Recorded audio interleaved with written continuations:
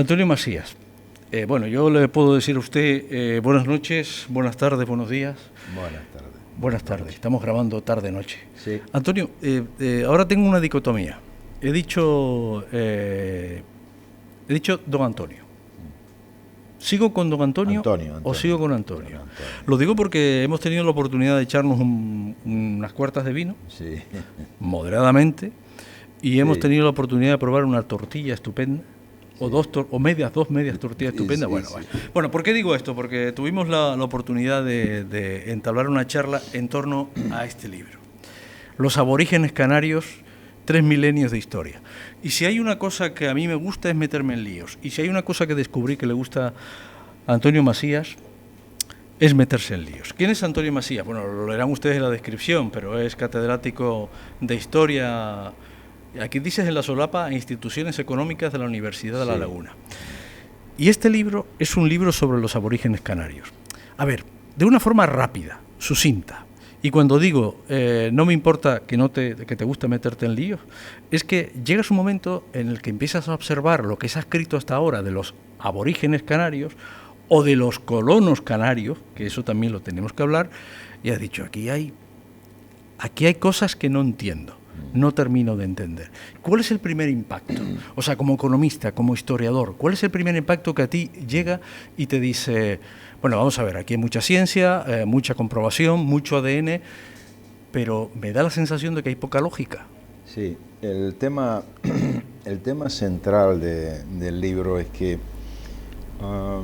la arqueología de nuestro archipiélago ha tenido una enorme preocupación por hablar del poblamiento del archipiélago, poblar el territorio. Y se han preocupado básicamente de la cronología del poblamiento. Ya. Significa que excavan, encuentran un huesito y determinan la fecha del laboratorio de eso. Y se han olvidado de una cosa muy importante. Se han olvidado de algo que es clave para entender el problema. El archipiélago no pudo poblarse, el archipiélago no se pobló. Y la distinción es muy importante. ¿Por qué? A ver. Porque el archipiélago no tiene potencial ninguno para alimentar a ningún poblador. Aquí no hay nada que comer, lagartos, palomas, rabiches. Lo que había en ese momento. Claro, si es que es lo único que hay, y una laurisilva por ahí que se obtiene alguna valla y tal. Ajá. Pero evidentemente con eso no sobrevive ningún grupo humano. De manera que el que vino al archipiélago tuvo que traer su comida, es decir, tuvo que traer animales, plantas, para colonizar un territorio. Pero bueno, eso está claro, aquí nos lo han dicho en el programa. Aquí en este mismo programa, o en este mismo en uno de los episodios de Cotidiano, nos han dicho, hombre, más o menos sabíamos lo que traían en los barcos, en las barcas, porque en Winter no venían. No. Eso lo sabemos. Sí, pero el problema, Enrique, no es saber que tú traes, que tuvieron que traer unas semillas y unos animales, en este caso, sino que cuando tú dices que traen unas semillas y unas plantas, se deriva de ese hecho que tuvieron que venir de un determinado lugar, donde tenían esa cultura agropecuaria, digamos, ¿no? Sí. Y segundo, el proceso de colonización del archipiélago tiene que ver con esa cultura, de manera que un colono que viene portando una economía agrícola, agropecuaria, está claro que va a ocupar las zonas más fértiles del archipiélago y no las cuevas de las montañas. Entonces, claro, tú no puedes hablar simplemente de poblamiento, tienes que hablar de colonización de un territorio por unos agentes que son agropecuarios, que son neolíticos y que tienen un conocimiento perfecto del territorio al que llegan. Se dan perfectamente cuenta de cuáles son las tierras mejores para cultivar, etcétera, etcétera. Es la potencia. Y la otra cuestión muy importante es que se han olvidado de que un colono no se adapta al territorio, construye el territorio.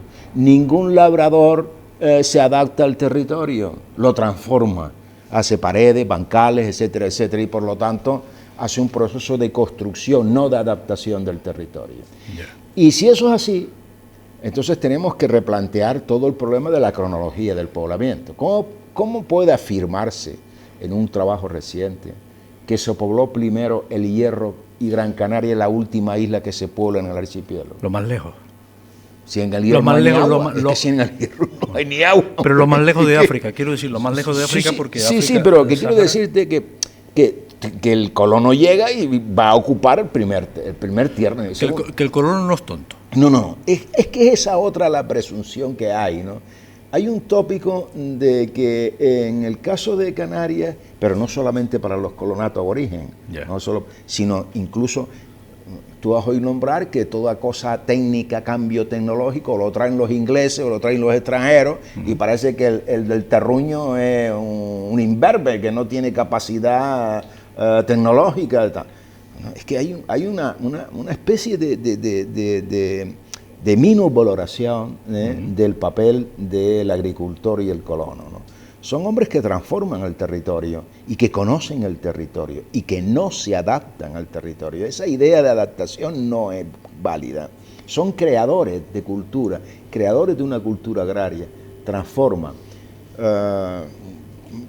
Les voy a dar un ejemplo, sí. Un ejemplo clave, por ejemplo, en este sentido, tenían técnicas para combatir las plagas. Tenían técnicas para evitar que la langosta y el cigarrón se comieran las cosechas, ¿no? Sí.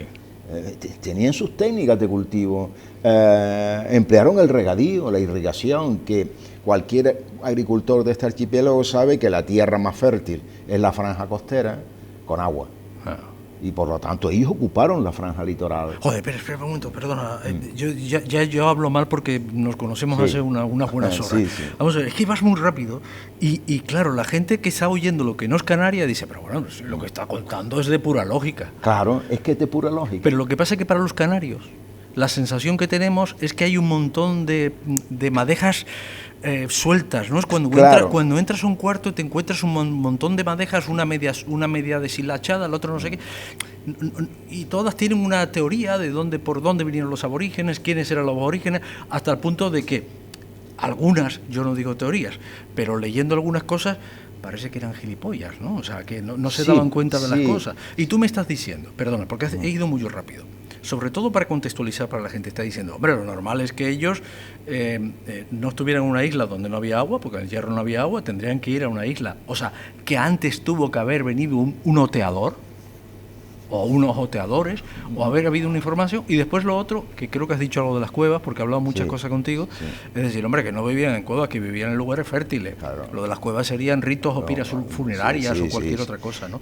Pero es que hasta este momento que estoy escuchándote hablar, esa es la historia por la que te quería invitar, es que el concepto que tenemos aquí metido en la cabeza es que eran unos cromañones que vivían ahí arriba en cuevas, que eran unga, ¿no? Es la sensación que me da. En algunos casos, el mito de que eran guapos, altos, que venían del norte de África. Sí, ese es otro problema. Por eso digo que hay muchas cosas. Sí. Vamos por parte. O sea, tú hablas de colonos, porque el colono es el que modela la tierra, el que modela el lugar. Y estamos hablando de cuántos milenios llegaron esos colonos aquí.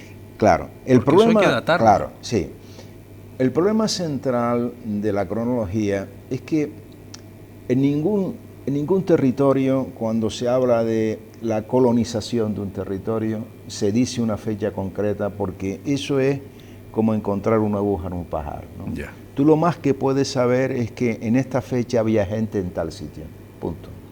Ahora bien, y en el caso del archipiélago, esta idea, este problema, mejor dicho, es mucho más grave, porque ellos básicamente ocuparon la franja litoral, y toda esa franja litoral ha sido ocupada por el europeo, y los poblados que existían en esa franja son los poblados actuales, los núcleos de población que hay actualmente. O sea, lo que hay ahora... Tacoronte, La Orotava, Icó, Arona, Fania, todo eso eran poblados aborígenes. O sea, lo que hay ahora arrasa lo anterior. Arrasa lo anterior, como ha ocurrido en toda Europa, vamos, no es una novedad. Es decir, el siguiente colono se asienta en el territorio del vencido.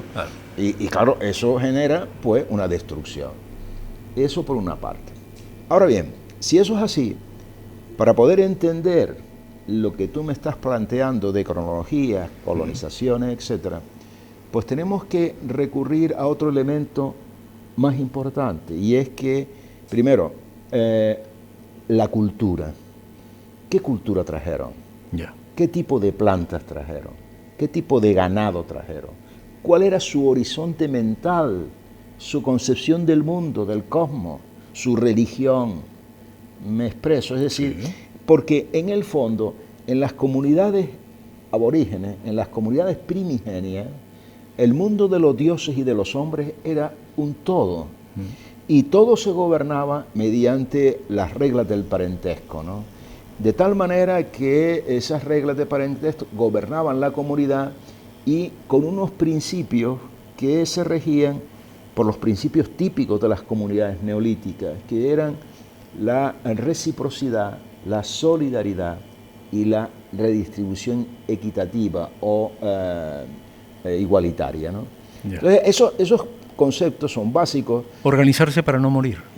No es para no morir, sino es que era la forma orgánica que tenían las sociedades primigenias. Ajá. Las comunidades más antiguas se organizaban así. Milenios y milenios de historia de la humanidad se basan en el concepto de comunidad y no en el concepto de un mercado, de una fuerza de mercado, nada de nada, ni precio, ni salario, ni nada de esto, ¿no? Es otra concepción del mundo, ¿no? Y los que vinieron eran comunidades neolíticas muy tempranas, muy de primera época. Ahora, la pregunta es que aquí se dice que vinieron del norte de África. Se insiste en que vinieron del norte de África, se insiste en que ahora son amasí, ahora están con el tema de que son amasí y tal, del bereberes amasí. Bien, entonces la pregunta que todo isleño tiene que hacerse, que todo canario debe hacerse, es hacer un análisis comparado de lo que él sabe. ¿Y qué sabe todo canario? Pues todo canario sabe que nadie sale de su casa sin saber a dónde va. Y nosotros hemos sido un pueblo inmigrante. Y sabemos perfectamente que la movilidad del hombre, de que ningún hombre, mejor dicho, se mueve sin saber a dónde va. La segunda cuestión, el segundo elemento es que la decisión de moverse la adopta cuando compara su mísero presente con el futuro que piensa conseguir en el otro lado. Se hace Venezuela, Cuba en sus periodos. ¿De acuerdo? Y tercera premisa importante, que la sabe todo isleño que ha estado en Venezuela y en Cuba.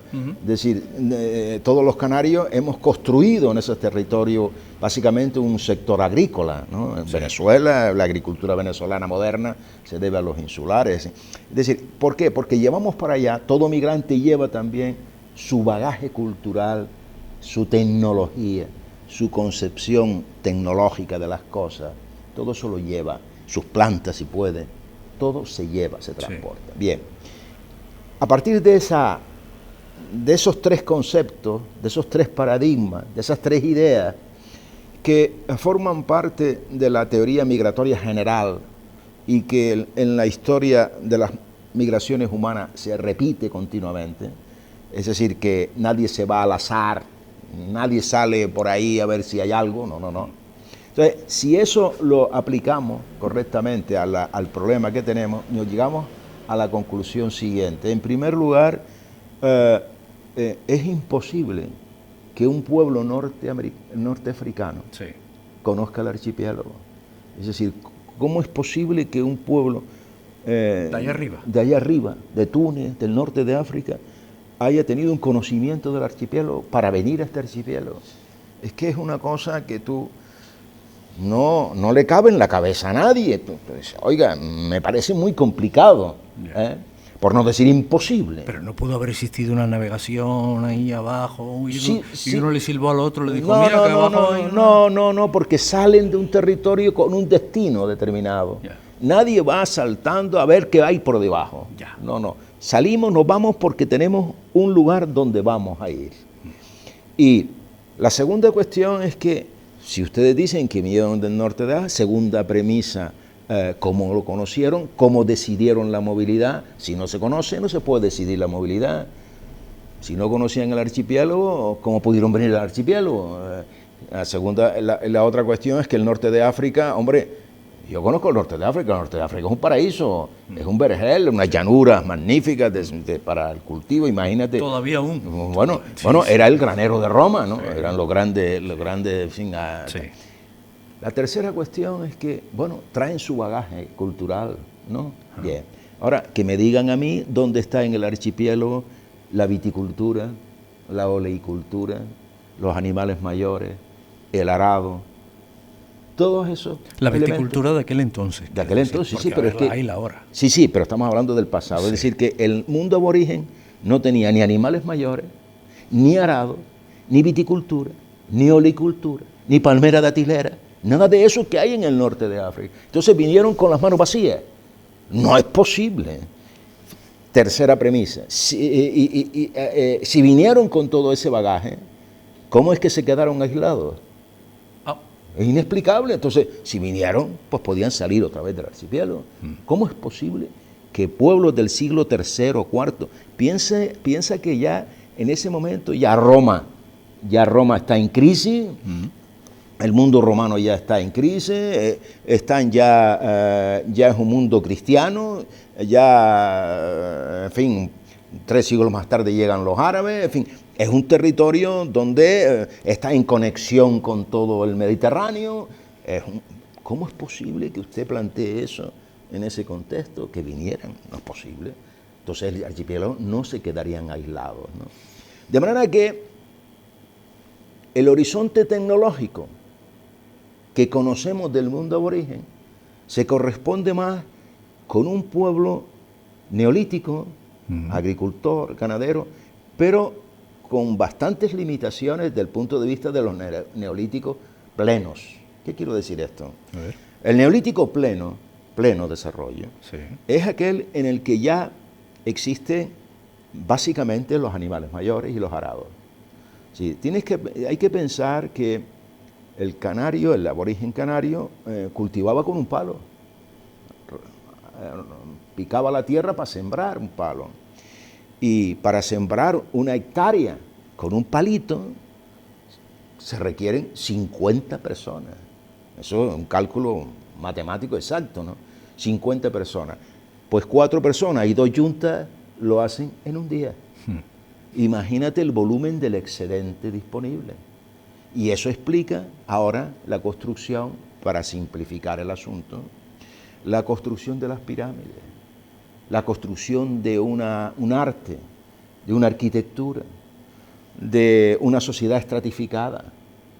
No es posible, porque lo comido en Canarias era, en el aborigen, lo comido por lo servido, para entendernos. Sí. Es decir, no tenían capacidad de generar excedentes.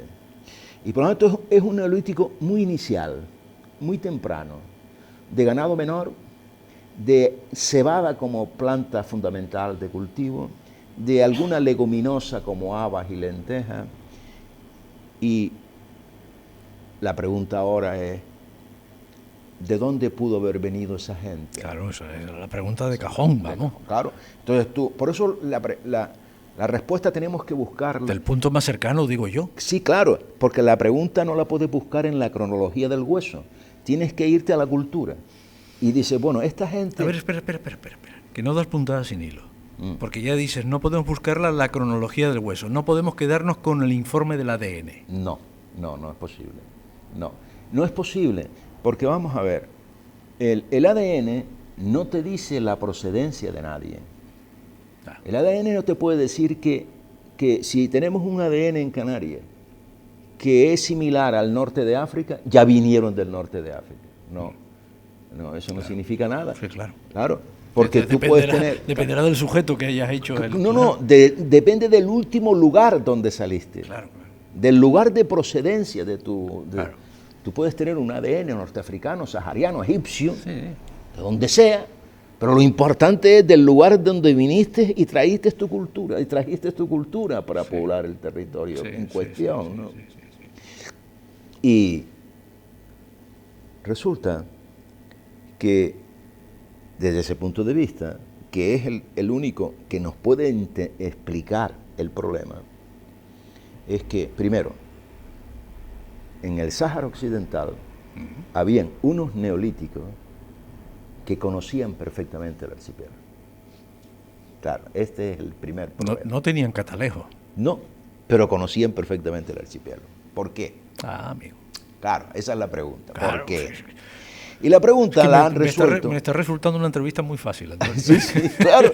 Porque si se aplica la lógica en todo el proceso y tú aplicas la cultura de un pueblo, porque en el fondo lo que determina la historia es la cultura de un pueblo. Claro, ahora es que vamos a quedarnos ahí un momento nada más, porque, claro, ahora te estás preguntando, bueno, ¿qué pasa? ¿Que Antonio es más listo que ninguno?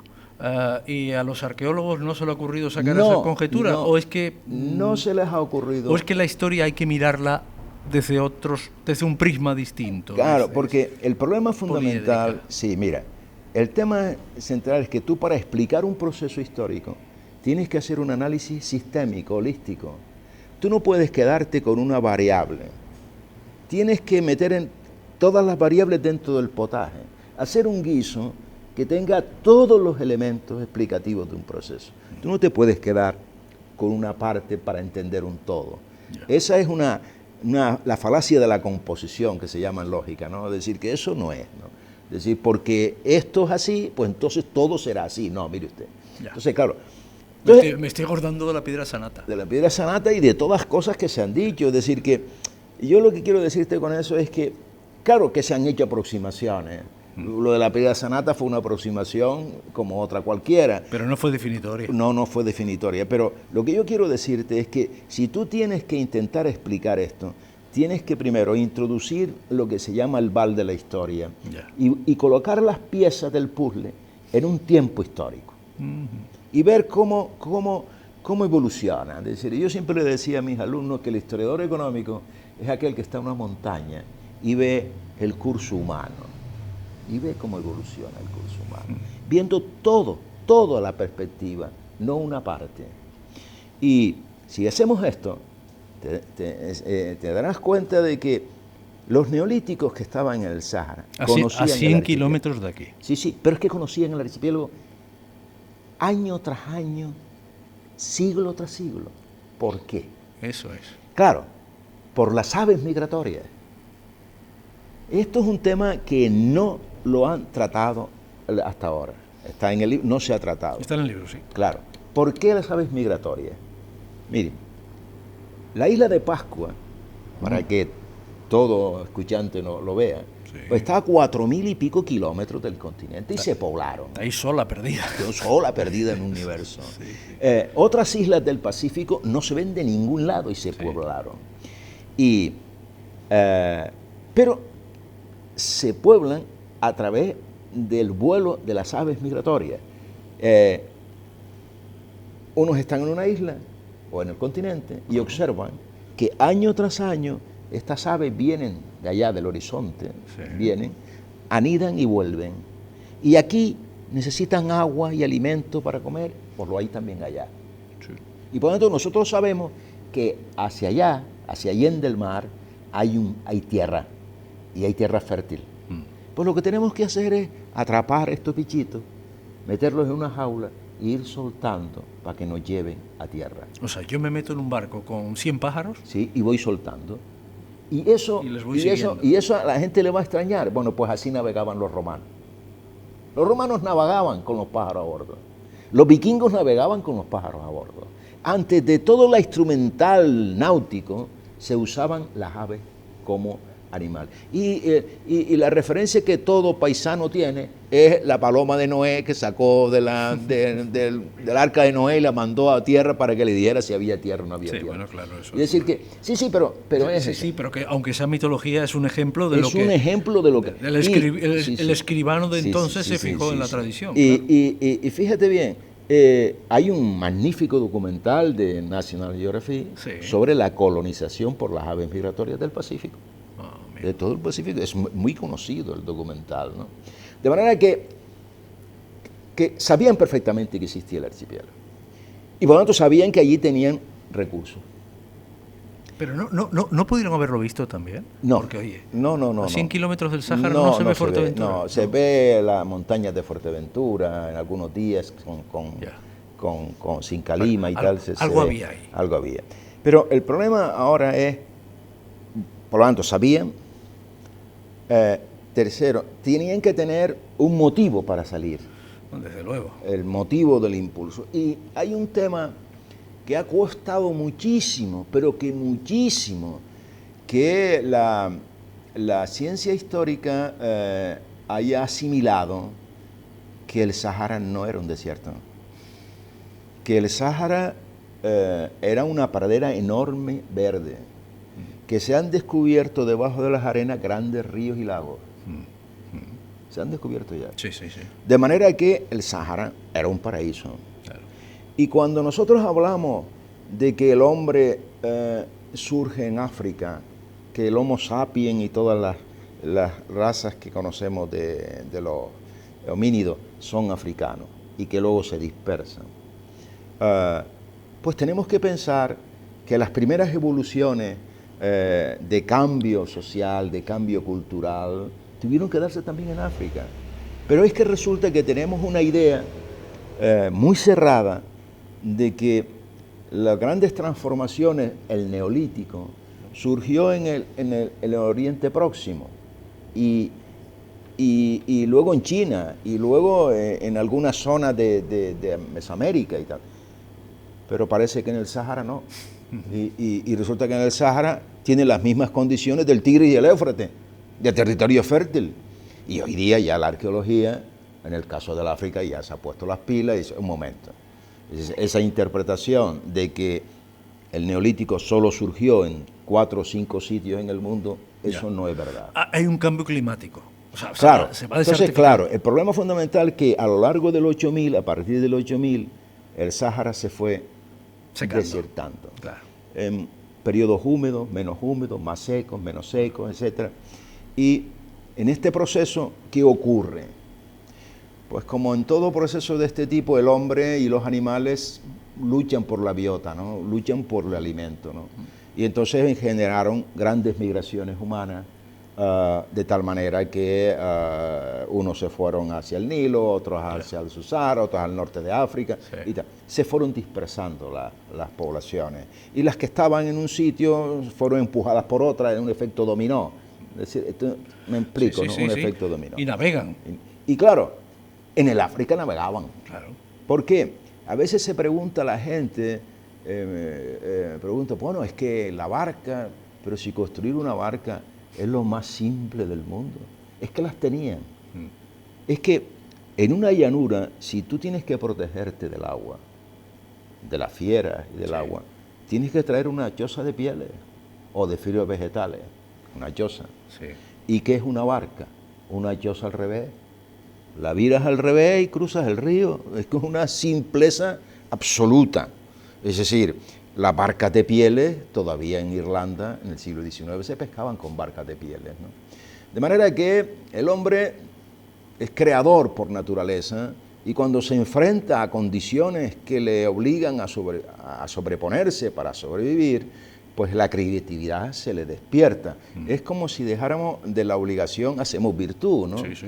Y en ese contexto, pues las barcas las utilizaban para poder trasladarse en esos ríos y en esos lagos. Y consecuencia con ello, pues tenían la posibilidad de la navegación. Primero fluvial, y después van conociendo el mar. Y el mar fue la gran autopista del mundo hasta prácticamente anteayer. Es decir, porque la navegación marítima es mucho más barata que la navegación terrestre, ¿no? Es decir, todo el mundo se movía por mar. No por, esta gente atraviesa el canal. Tiene que atravesar el canal. Sí, atraviesan el canal. Los famosos 100 kilómetros que separan. Sí, pero además hay otro problema, hay otra cosa que les estimulaba, y es que ellos pescarían en la zona de costa porque eso es un rico pescado. Eso es un caladero brutal. Magnífico, ¿no? Y observaban el comportamiento de las mareas, el comportamiento de las corrientes marinas, de los vientos, etc. Y resulta que el canal canario africano, hay determinados años en que es muy peligroso, meses en que es peligroso, ¿no? Pero en los meses de septiembre, octubre, aquello es una balsa, ¿no? Las calma. Y resulta que a 50 centímetros de de la superficie, te empuja una corriente que es la corriente de Canarias. Y esa corriente, a medida que se estrecha el canal, aumenta la velocidad. De tal manera que si inicialmente es un nudo, pues, cuando se estrecha el canal llega a 2 nudos, 3 nudos de velocidad. Te empuja. Y si le pones una vela, una simple vela, y la gente dice, bueno, pero es que la invención de la vela. Pues la invención de la vela es tan sencilla como cuando el tío se pone de pie en la barca y ve que el viento le da de espalda y lo empuja. Es que es una simpleza, es un descubrimiento que vamos... Sí. Es decir, la lógica, tú tienes que emplear la lógica. Entonces, claro, en ese contexto, esta gente se percató de que tenía posibilidades, de que podía venir al Archipiélago. Ahora, ¿qué pensaban? A partir del segundo milenio, del 2000 en adelante, el Sahara es un desierto. Se acabó. Las lagunas se secaron, los ríos se secaron, allí nada. Y por lo tanto tuvieron que salir. ¿Y qué pensaban? Que allende el mar que había. Salieron unos cuantos. Sí, sí, salieron unos cuantos, pero allende el mar que había, posiblemente un continente, ellos no lo sabían. Claro. Pero vinieron. Entonces, ¿qué trajeron? A mí me llama la atención una cosa. Perdón. ¿Qué trajeron? Vamos a quedarnos ahí, ¿vale? Sí. Me llama la atención una cosa. Y me lo vas a decir. Yo sé, porque he leído buena parte del libro, que a ti te asesoran marinos mercantes, te asesora gente y demás, porque tú preguntas mucho y, bueno, tienes aquí unas referencias bibliográficas brutales, ¿no? Sí. ¿Cuánto te llevó a hacer este trabajo? 4 años. 4 años, pero llevabas masticándolo de los 80. Desde el 82, 83. Vale. Llevaba pensando en este libro, sí. Vale. Canarias, ¿por qué no Madeira? Está muy arriba. Madeira está muy retirada. De hecho, Madeira se descubre por casualidad. Nadie estaba en... O sea, nosotros estábamos ahí. En el sitio exacto y en el lugar exacto, claro. Y había una causalidad para salir, la desertización, se conocía las posibilidades del archipiélago. ¿Por las aves? Por las aves. Y tenían un capital, un stock de capital que les permitía subsistir, vamos. Ellos se lanzan, se lanzan buscando tierra. Sí, claro. Qué sé, si tenía el concepto de continente o de isla no lo sabemos, pero se lanzan buscando tierra y empiezan a llegar algunos.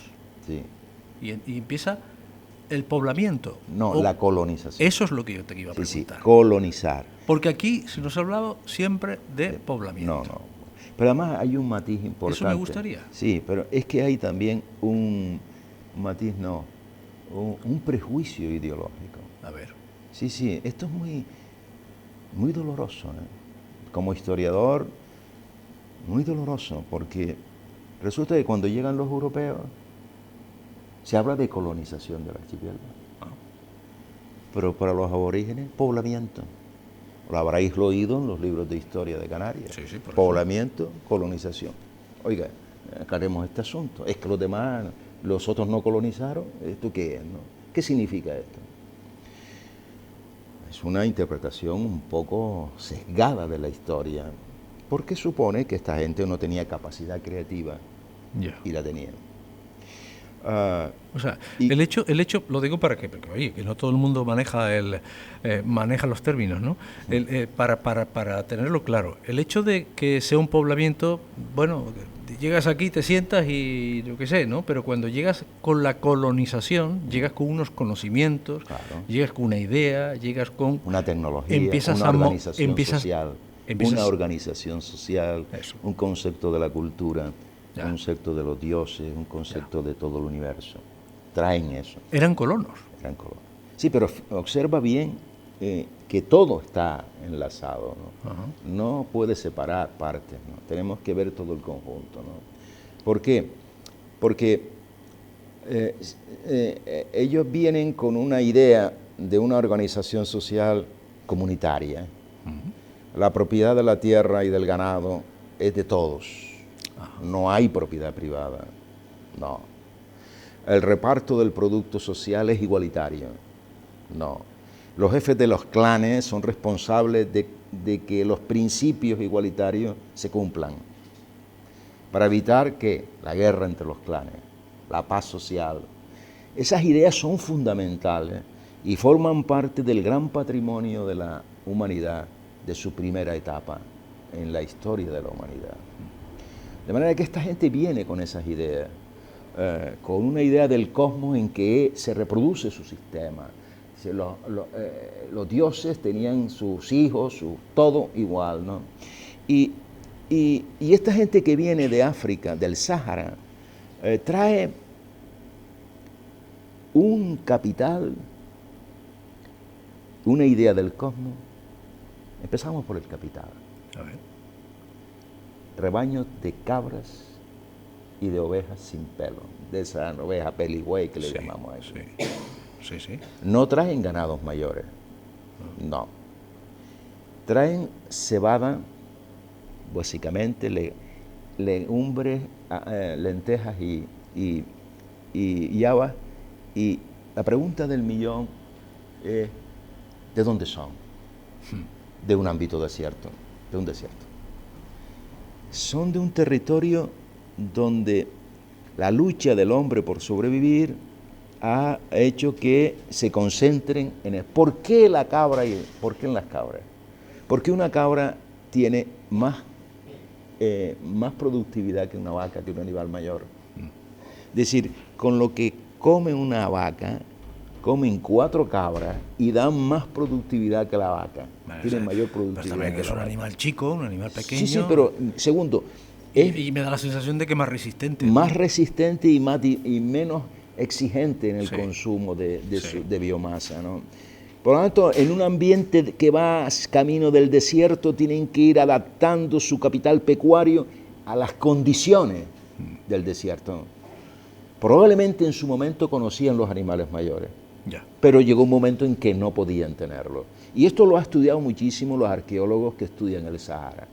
Thompson, Manning, los grandes arqueólogos que han estudiado estos temas, ¿no? De manera que hay un proceso de eliminación y selección para poder sobrevivir. Estos cultivos que traen son de un ambiente desértico. La cebada blanca que nosotros tenemos en Canarias, que es el cereal dominante, Sí. que en el caso de Lanzarote y Fuerteventura, por ejemplo, o del sur de Tenerife, se sigue cultivando hasta anteayer, y representaba el 80% de los cereales que se producían en el archipiélago. Una cantidad increíble esta cebada, que es muy resistente a la sequía, al estrés hídrico, que con poca agua se obtiene este producto, este cereal. Esto todo es de un ambiente en condiciones semiáridas. Por lo tanto, en ese contexto, ¿cuál era su principal tecnología? La pregunta la dejo en el aire, pero es muy fácil de responder. La principal tecnología era el agua, la lucha por el agua y por lo tanto la irrigación. Pero la lucha por el agua, la búsqueda de agua. La búsqueda del agua, buscar el recurso hídrico. Ya. En un desierto tienes que buscar Sí, el recurso hídrico. sí. Y por lo tanto tuvieron que hacer innovaciones. Ya, pero en bueno, la pero se utilización del recurso. supone que en esa época, hombre, aquí llovía, aquí hacía frío. No, estamos hablando de África, de lo que trajeron, la cultura. Sí, ellos traían la cultura. Claro. Lo que se encuentran aquí es un vergel prácticamente. Sí, pero tenían vergel. una cultura, del búsqueda del agua. agua, vale. Y el diálogo con los dioses Ya, tenía básicamente como gran preocupación el agua. vale. Y estos pueblos, que son, ya digo, del Sáhara, y que migran y se van a todos Sí. lados, tienen por lo tanto una cultura que yo, y algunos autores, mejor dicho, y yo, llamamos paleosahariana, antigua, Sí. que está en Egipto y que está en todo el Sáhara y que se está localizando actualmente en el Sáhara. Hay, hacia el 1500 a.C., se han localizado en el Tassili unas zonas urbanas, unos espacios que tienen canales, que tienen obras hidráulicas, terrazas de cultivo, debajo de las arenas del desierto. Sí, claro. Esto Claro. es el futuro, digamos, esto es el futuro. Y las razones de que vayamos bien por ese camino es que el Sahara, repito, no era un desierto. Ya. Entonces, esta gente viene. Entonces, se asientan en este territorio y observan que en la franja litoral era donde se daba su cebada. Es que ahí volvemos al principio de esta charla, Sí. que es lo que decían, tontitos no eran. No, en absoluto. O sea, tontitos no eran, y además, ¿por qué demonios iban a cultivar ahí los ricos? No, a la franja litoral. A vivir los ricos, Claro. quiero Y decir. entonces tú te tienes que sorbar el Valle de Tegueste, por ejemplo. Buah, Eso tenía que... La Orotava, sí. en algunas partes del sur de Tenerife, Sí, o, sí. las terrazas... Hombre, se encontrarían ya los valles hechos después del se deslizamiento. se encontraría una zona, unas lomadas, unas terrazas aluviales Sí. en torno a los barrancos y tal, con agua descendiendo sin tino por ahí, sobraba agua. Sí. Y de modo que ellos pasaron de un desierto Bueno, a un paraíso. Claro, bueno. Y en algunas islas esto es problemático. ¿Por qué? Porque el caso de Lanzarote y Fuerteventura, la cuestión no era así. Había ya el cambio climático se había ya afectado a Lanzarote y Fuerteventura. Lanzarote y Fuerteventura no tienen esa montaña que le permita el alisio tal. No. Y en ese contexto sí observaron lo que tenían en el continente, que eran las terrazas que se inundan de agua durante las escorrentías. Y eso todavía se sigue cultivando en el Sahara. Ya. Todavía se sigue cultivando. Se llaman gara y en Fuerteventura la llamamos gavia. Es decir, ¿en qué consiste eso? Pues ellos observaban, en el caso de Lanzarote y Fuerteventura, lo obvio. Las aguas bajaban por las laderas, anegaban llanadas y terrazas de cultivo, el pastizal crecía de una maravilla y decían, pues oiga, ¿dónde voy a sembrar? En esa gavia natural que la voy a construir yo, desviando agua y construyendo también yo. Es decir, la enseñanza de la naturaleza ahora yo la transformo y la aplico, ¿no? De manera que eso ocurrió en Lanzarote y Fuerteventura, en el sur de Gran Canaria, en el sur de Tenerife, y en otras zonas es desviar las aguas del barranco hacia las terrazas laterales para poder... Hombre, esta gente llega a Fuerteventura, Lanzarote la tienen al lado, ¿no? Sí. Lobos, en fin. De ahí te harán otra isla. Claro. Es decir, hay algo más allá, ¿no? Claro, y claro. seguirán dándole Claro. remo a esto, ¿no? Claro. Es decir, ahí luego tenemos que pensar que la fuerza que empuja el proceso, la fuerza que empuja la colonización es el hombre, Sí. es el número de habitantes, es la demografía. Y por lo tanto, a medida que se colmataba en términos de población, rendimiento, una determinada zona, iban a otra a buscar mejores tierras. Siempre buscando el mejor pastizal, el mejor terreno para su actividad. Entonces se supone que la cultura canaria era homogénea. Sí. En todas las islas Todas las islas eran todos homogéneas, hacían sí, exactamente lo mismo. Todas es homogénea. Hay también una idea que ha dividido mucho a los insulares. La idea de que la historia de las islas es 7. Hay 7 historias. De que las islas tienen culturas insulares diferentes. Y tú le preguntas al arqueólogo en qué basa usted la diferencia. Hombre, es que la agricultura no se desarrolló tanto en unas islas como en otras. Y eso no es una diferencia cultural. Eso tiene que ver con el potencial de recursos del territorio, pero no es una marca cultural. Es decir, todos hablaban la misma lengua. Eso de que habían diferencias de lengua no es verdad. Te lo dicen los autores del siglo XVI, hablaban todos la misma lengua, todos se entendían en la misma lengua. Entonces, ¿de qué estamos hablando? ¿Cuáles son las diferencias que ustedes... diferencias en la demografía, no hay diferencias en la demografía de ningún tipo. Y yo he estudiado el modelo demográfico aborigen, es el mismo en todas las islas. No hay cambio, no hay diferencias de ningún tipo, ¿no? Las diferencias son, digamos, de la diversidad de potencial que tiene una isla. Claro. Hombre, entiendo que las... Sí, pero esas diferencias no son culturales. Entiendo que las que más producía... Claro, las que tenían más posibilidades, evidentemente, pero eso no es una diferencia cultural. Ya. Yo llamo diferencia cultural la que puede existir entre tú y yo desde el punto de vista de la profesión, de lo que sea. Sí. Pero pero no hay diferencias culturales en el mundo aborigen, ¿no? Todos eran iguales. Y hay una idea de que estaban encerrados en la jaula isla, de que no navegaban. Sí, Esa es otra idea también que nos ha costado una barbaridad desechar, y todavía se sigue y la gente sigue repitiendo. ¿Y cómo es posible? Eso quedó ahí, cuando pasábamos por el instituto a nuestra edad, eso quedó ahí. Sí, sí, quedó ahí.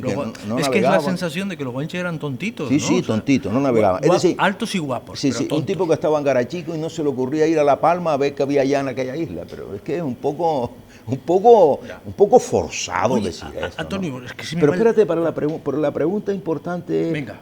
La clave está en lo siguiente, es que en la arqueología se ha empleado muchísimo lo que llaman el silencio arqueológico.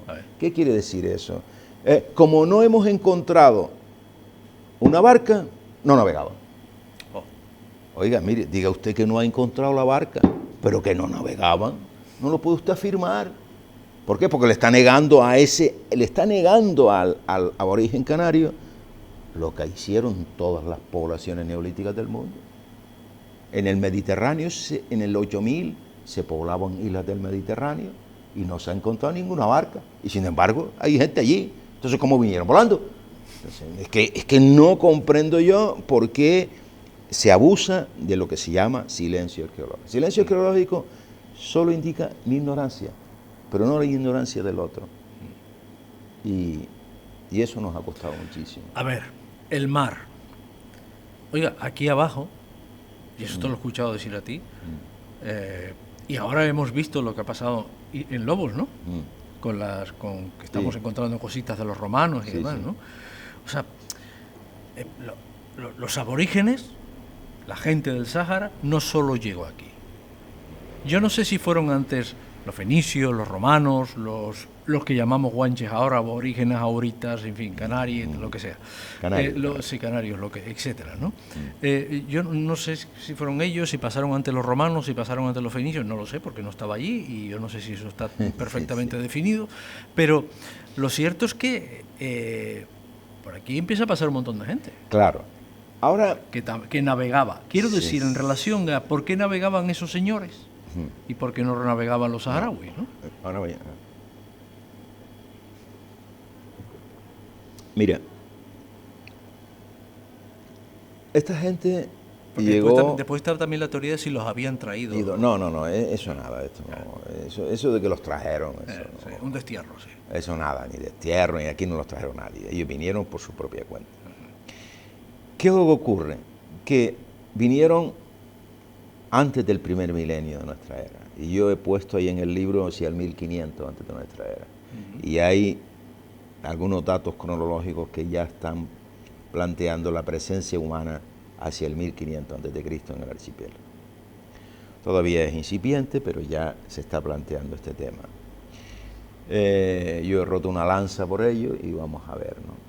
Pero lo que sí está claro es que luego vinieron los fenicios, los púnicos, los romanos. ¿Y por qué tuvieron que venir? Mira, por imperativos náuticos, de logística náutica. Cuando se navega por África, los fenicios empezaron Cádiz, Lixus, cerca de Larache, ahí en Marruecos, una factoría, Lixus y tal, siglo VII antes de Cristo, y ellos venían buscando productos, pieles, marfil, oro, todas estas cuestiones para su intercambio en el Mediterráneo. Pero tienen un problema los buques. A medida que desciendes por la costa africana, llega un momento determinado en que tú no puedes subir. Claro. Porque la corriente de Canarias y el viento alisio te impide ascender. Y por lo tanto te ves obligado a internarte en el Atlántico y hacer el giro, navegando zigzag. Sí, la ceñida. La ceñida, ¿no? Exactamente. Que sabe la gente de vela, Exacto. sí. Entonces, al hacer eso, tienes otro problema, y es que esos buques no tienen más allá de 30, 40 toneladas, y ya es tirar demasiado. Y llevan 40 remeros, porque necesitas vela cuadrada y necesitas remeros para poder remontar cualquier cambio de la marea, ¿no? Y si llevas esos remeros, pues necesitas 3 litros de agua por persona y día, y comida. Y claro, el hueco que llevas de carga, pues ya no es ninguno, porque como sea mucha distancia, que no haga abastecimiento, pues entonces no puedes llevar carga comercial. Yeah. De manera que es irrentable en la navegación si no tienes frecuentes lugares de fondeo, para poder aprovisionar. Ya te sigo. Entonces, en ese contexto, ellos, al hacer el zigzag y el navegar, tropezaron con el archipiélago y descubrieron el archipiélago y descubrieron su gente. Y la primera expedición que yo he medido, y vamos, está creo que bien detallada en el libro, es un periplo que hizo un almirante, Annon, pero que no lo hizo él, que lo hicieron pilotos lixitas de la ciudad de Lixus. Y los pilotos lixitas, observen lo interesante que describen los pilotos. Descienden y cuando entran en el canal canario africano, a Cabo Jubi le llaman Cuerno del Oeste. Cuerno del Oeste, dirección oeste. La nave, probablemente eran 2 o 3 naves de guerra, peteconteros, para ser más rápidas y tal. Pero no era una expedición de mercantil, sino exploratoria por los púnicos, pero ya los licitas sabían. Y ¿saben dónde van? Directamente a la batería del río. Llaman a un brazo de mar, del lago de mar, dice el texto, que está entre 2 islas. Y una isla es enorme, una montaña, y la otra isla es plana. Y allí fondearon. ¿Y por qué fondean allí? Porque frente, en el risco de Famara, todavía está la fuente de Guisa, que está largando agua y que se aprovisionaban de agua los vecinos de La Graciosa. Se iban allí a aprovisionar de agua. Allí hay agua. Van allí a aprovisionarse de agua. ¿Me entiendes? Es decir, y empieza el ciclo y la isla estaba poblada. Yeah. Llegó gente y estaba poblada. Y en los yacimientos de Lanzarote, el gran arqueólogo amigo que ha descubierto 2 yacimientos, el Bebedero y Buenavista, ha encontrado trozos de ánfora e incluso ya una ánfora entera prácticamente en un yacimiento. Esas ánforas son ánforas binarias, son ánforas, para vino y aceite. Todos los mercantes romanos transportaban esas ánforas de vino y aceite para abastecer a la población y para el comercio. Y si esa ánfora está en un yacimiento, no estuvo allí por casualidad, ni cayó del cielo. Es porque el nauta romano reclamó del jefe del clan que le abasteciera de los bienes que necesitaba para repostar. Y agua, cebada, carne seca, tocineta, higos secos, y todos esos 4 productos son básicos hasta el siglo XIX en todos los transportes marítimos. Porque, y más atrás todavía más, porque no se guisaba a bordo, se hacían tortas de cebada, se comía queso, aceituna, productos secos, pescado seco. Sí, claro. Y por eso tenían que beber mucha agua. Y claro, la tocineta, la carne seca, el sol no tiene sal, entonces tiene más posibilidades para utilizarse en el medio marítimo y de hecho los barcos la transportaban a América. Empieza una relación económica. Claro, y entonces se inicia una relación económica entre los jefes de los clanes y el nauta romano. Y sabemos claramente ya esto, y por eso en el libro me he hecho un esfuerzo por explicarlo, sobre todo por las crónicas romanas, las narrativas clásicas de Roma. En el año 85 a.C., el general Sertorio romano, ten en cuenta que Roma, la batalla de Sama en el 146, caen los cartagineses y Roma se ocupa el Mediterráneo occidental, ocupa Cádiz y empieza ya, y estamos a 40 años de la caída más o menos de los cartagineses, ¿no? Y los nautas gaditanos, que ya podrás suponer que son fenicios púnicos, porque son los herederos de los fenicios púnicos, de sus técnicas de navegación, etc., le dicen a Sertorio que habían venido de 2 islas que están frente a la Mauritania y que esas 2 islas tienen un pequeño brazo de mar. De esas islas hemos venido. Y te describen las islas que en el libro los pongo y lo he consultado con varios geógrafos, son Lanzarote y Fuerteventura clarísimamente. Pero además te dicen que vive allí un pueblo descansado, que con poco esfuerzo obtiene su sustento. ¿Y por qué lo saben? Porque han intercambiado con ellos. Pero además te dice que las islas están a 10.000 estadios de Cádiz.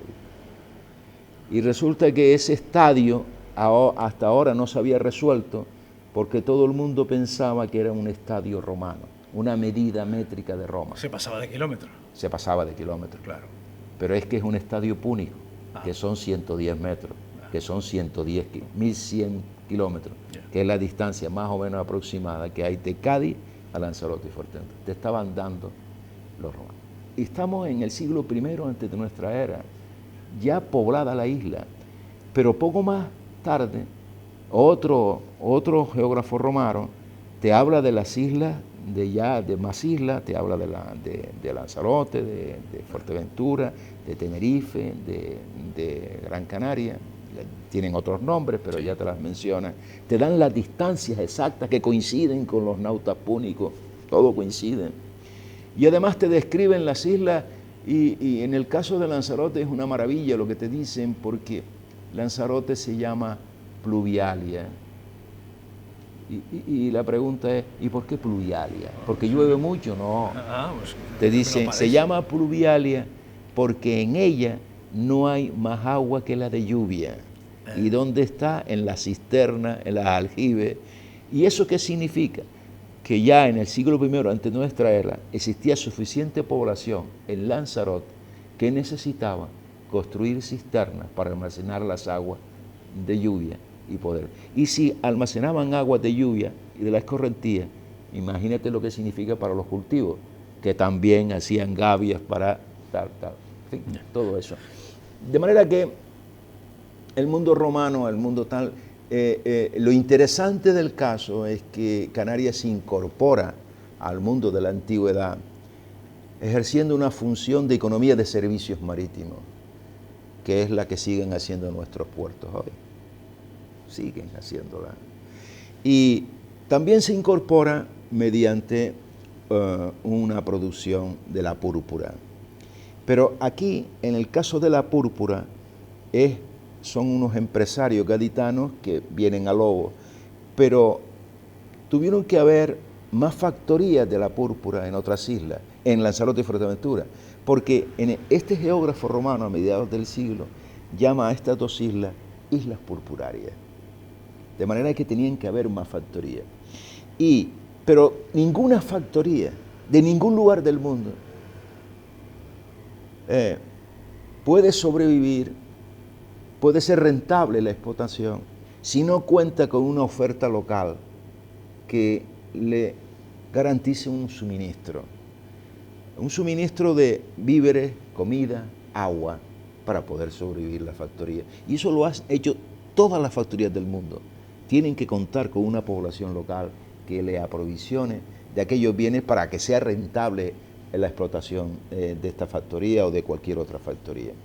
De manera que en esos siglos que van del siglo I antes de nuestra era al siglo III o siglo II, las fechas todavía siguen discutiéndose, el archipiélago se incorpora al mundo romano, primero púnico, fenicio, después romano, sobre todo ya con Roma, a través de esos 2 tipos de economía, ¿no?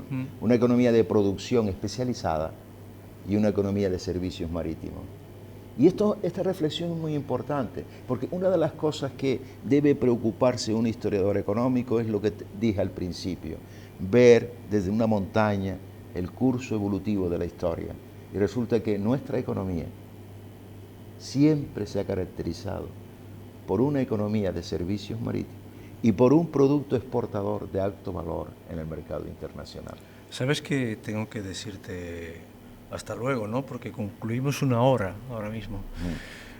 Diciéndome eso, la relación que tienen con los fenicios, la relación que tienen con los romanos, en fin, todas estas cosas, ¿tú crees que los huenches están bien representados en la historia pictórica? O sea, en las esculturas. No.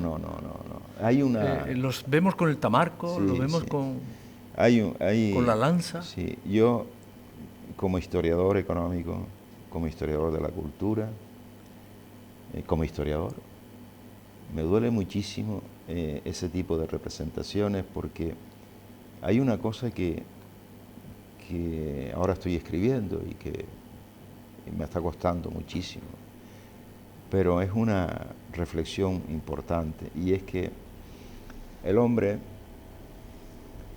asume su papel en la historia cuando es consciente de que la historia no la hacen los dioses, sino las hacen los hombres y sus circunstancias.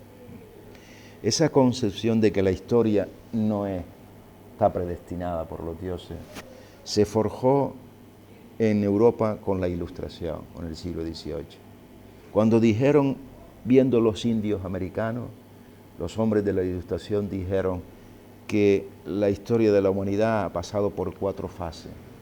Primero cazadores, pastores luego, agricultores, y finalmente ya el culmina en el comercio. Porque el comercio ordena el mundo, especializa a la gente, etc., ¿no? Esa es la fase final, ¿no? Y eso se plantea en el siglo XVIII. Pero los canarios no se han dado cuenta de que el primer hombre neolítico, el primer nativo que Europa descubre, que vivía años luz de su cultura, fueron los aborígenes canarios. El primer encuentro con un pueblo, digamos, entre comillas, primitivo, fueron los canarios. Y los que vinieron, uno de ellos dijo, los trataron que eran bárbaros, idólatras, bárbaros. Pero uno que vino, hasta un sultán magrebí, dijo, no.